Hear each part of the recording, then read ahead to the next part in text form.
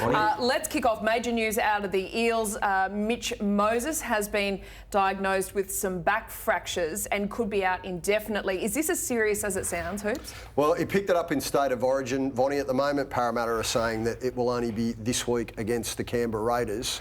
But we've seen other players, Adam Reynolds springs to mind, who has had similar injuries over the course of the last 18 months, and it is problematic. It's come at the wrong time of the season. Jacob Arthur will come in and replace Mitchell this weekend, and the Eels have made a raft of other changes. You can see that shot there, where I think Kafusi jams him, Val Holmes jammed him in the State of Origin game.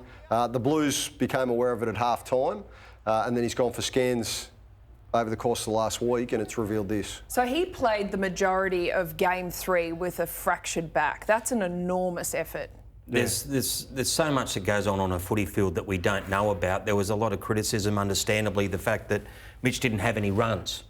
But looking forward at this and the way that Queensland targeted him out there and the pressure that they put on him, you would imagine coming into the back end of the season where Parramatta have got an incredibly tough draw, playing 5 of the other 6 top teams in the competition on the way home, every team will make him a target. So what does that do now for their run to September? We know that premiership hope, that long-running drought, does this make it that much more difficult for the Eels? Well, it makes it a lot more difficult. I guess in their favour is that they have got Dylan Brown, who's an exceptional young talent, who can easily fill in at halfback. In fact, he came through the grades and that was his position, although they've named Jacob Arthur at 7 this weekend. But he's up to the challenge, but it's not ideal. So are the Eels interested in Anthony Milford or not? Does this make more sense now that they know Mitch Moses could be targeted and might be not 100% in the run to September? Yeah, they're trying to throw off, they're trying to smother, but yes, the Parramatta certainly made phone calls about Anthony Milford. It began last week. They began to make inquiries with Parramatta as to his status. The Eels have spoken to the Broncos about the situation, and the discussions are ongoing. There's no formal offer on the table, and of course, as we know, they've got until Monday week, August the 1st, to try and strike a deal. Look, if I'd have a bet on it right here, right now, I don't think it's progressing that strongly, but it makes sense now that we know the Mitchell Moses injury, why it would provide great depth. It makes sense because we don't know how long Moses is out. Right. And, we were arguing, what was it, last week, or about Milford and his value to the team. Well, that's what he brings. He's not only going to be a player to slot into the halves if one was injured, well, one is injured. And we don't know how long Moses is out. And Parramatta, to the point we said, Parramatta believe they're in the premiership window. They don't want to be going through the rest of this season without a top-quality playmaker. It's too important to them. And I think Milford's a sensible decision if you get him for the right price. My understanding is that it's all about money now, how much Parramatta are prepared to pay and how much Brisbane are prepared to have still on their cap if he goes. But as we saw with the Broncos and the Matt Lodge situation, it happened very quickly. It was done. It went from, look, it's probably not going to happen, to within 24 hours, this is going to happen and almost immediately. Yeah. And Lodge played the following week. And following week, so it can happen very quickly. And there is a time frame here, to your point, it's Monday week that we got, so it's, what's that, 12 days now that we can, that Parramatta got to make a decision there. I think it makes sense. They'll probably try and get a little bit more information about how long Mitchell's going to be out for, get a feel about what that's going to entail. But if he's out 5-6 weeks and with a back fracture, it could be. And even if he's playing injured. Well, you can't take that risk though, because fractures in the back, depending on where it is, I don't know whether it's in the vertebrae or in the ribs at the back, so that still hasn't been revealed yet. But depending on where that is, that could be one of those niggly injuries that never quite get better. And it often, I think in the Reynolds situation, it came down to him what he could tolerate pain-wise, and so that takes time. Yeah. And if you look at Para's draw on the run from here after Canberra, who are racked with injuries as it is, but after that, Para have got the Roosters, the Rabbitohs, the Sea Eagles, the Cowboys, and they finish with the Storm and the Panthers. It's a tough run home. Can they win the comp, Crawls, Para? If Moses comes back, let's say they bring Milford in, can they crack this drought all the way back to 1986? To be honest, the jury's out with Mitchell Moses fit. Yeah.